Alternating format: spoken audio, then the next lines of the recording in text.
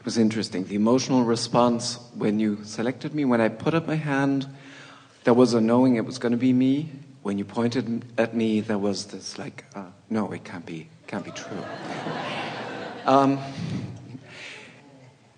Well, that just means there's more practice to be done with finding the emotion and then trusting the inevitable response.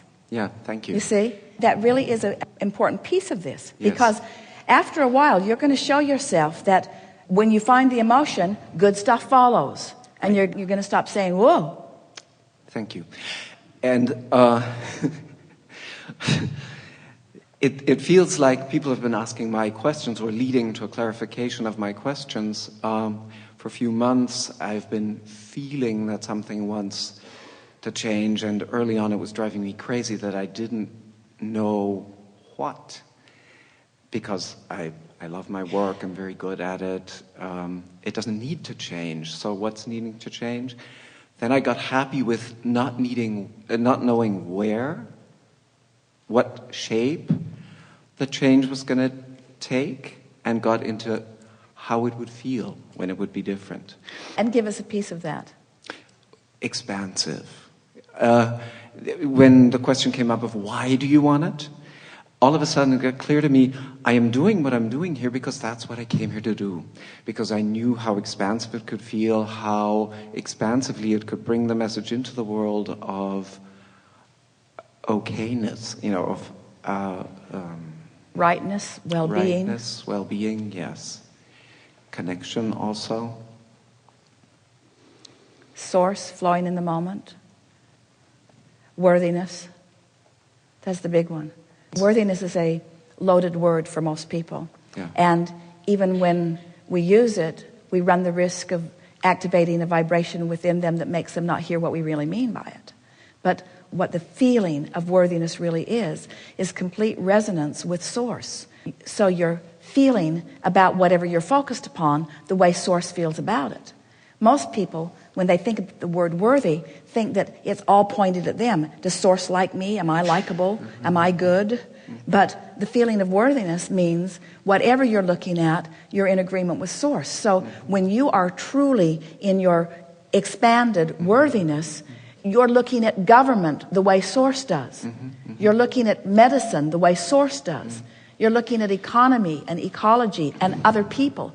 You're looking at the irritating person who turned on the fire alarm in the middle of a meeting. And you're feeling all right about it because it was no big deal. It gave us something fun to talk about. It was demonstratable.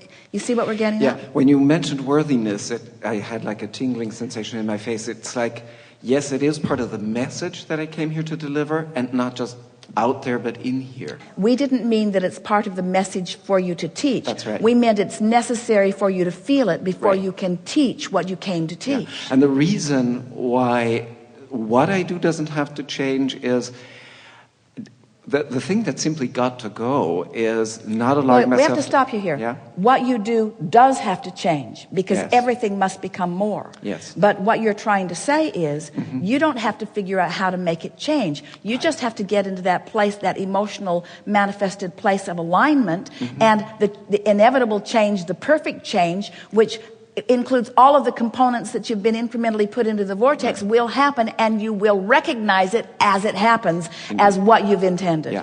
What I've been Did you get that? That was really big. That was really, really big. I'm getting the recording so I can work with it again. Yes. Yeah. What I put in my vortex is to deliver this message fully, and that is big. And what I've been dealing with for a few years, and that's why worthiness is so important, is I'm already too big for some people around me, and that's just too bad for them.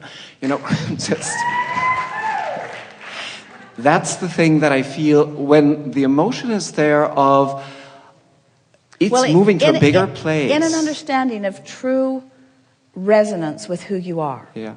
This is how that statement comes out. Not my job to figure out the details of who's ready for me. Right. Only my job to be in perfect resonance with that which I am, and law of attraction will sort out the details, and they will be perfect.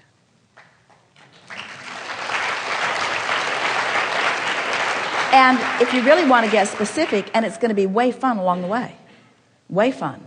It's so fun to feel who's ready and who's not for you. But it's not for you to adjust your readiness. It's not for you to make the adjustment. Right. It's like, here we stand in your vortex, beaming a signal that you can find resonance with if you care about how you feel enough. But if you should not find resonance, we don't come looking for you. Because we know that you can find us, and if we come out, then there's nothing for you to find. And that's the way you want to feel about your work. You find the resonance and let those who are ready for you find you. You don't assert your knowing. You don't assert your clarity. You don't assert your knowledge. You don't change the world. That's why you keep saying it doesn't feel like change. Right. And what you're trying to articulate is, it feels like I just stand here in my wholeness and in my full resonance with who I am. And as I revel in that, the changes will make their way to me, and I will recognize them as I see them. You see, this is interesting, because we've been talking to you about deliberate creation. And deliberate creation sounds like, I know what I don't want, I know what I do want, I'll set a goal, I'll identify a timeline, I'll line up with that, which all sounds well and good. It just does not work. Right. Because in your awareness of what you want that you don't have, there's a resistance in your awareness that you don't have it that prevents it from coming. Keeps holding you in that place where you keep trying and trying and trying, but you keep being disappointed because it doesn't come. It isn't until you make peace. People use words like surrender, make peace with where you are. And we're giving you the next piece about making peace, because it's one thing to surrender, to make peace with where you are, and it's another thing to add to that, the reason I can make peace with where I am is because I have the ability to feel good where I am anyway. Right. And when you find that emotional place, and that emotion becomes the manifestation that you're looking for, then in that lack of resistance, in that absence of anxiety, in that complete allowing of who you are, now you're resonant with all of the cooperative components that have been there all along. But you are now a cooperative component. And as you become a cooperative component, then you keep having the exposure to these experiences. Yes. My experience has been, I've been getting happier as I've dropped the concept that conscious creation needed to mean I knew where it was going. You know, you talked about being general this morning. So let's make that statement stronger. I don't need to know where I'm going. I just need to know why I'm going. Yes. And why? Why? Because it feels good. Yeah. Why?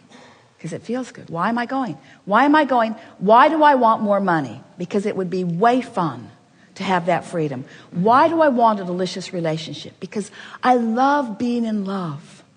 Why? Why do I want whatever it is that I want? Why do I want it? Why do I want it? That question, not where, not how, not when, but why, will lead you to the emotion that will allow it. Really good.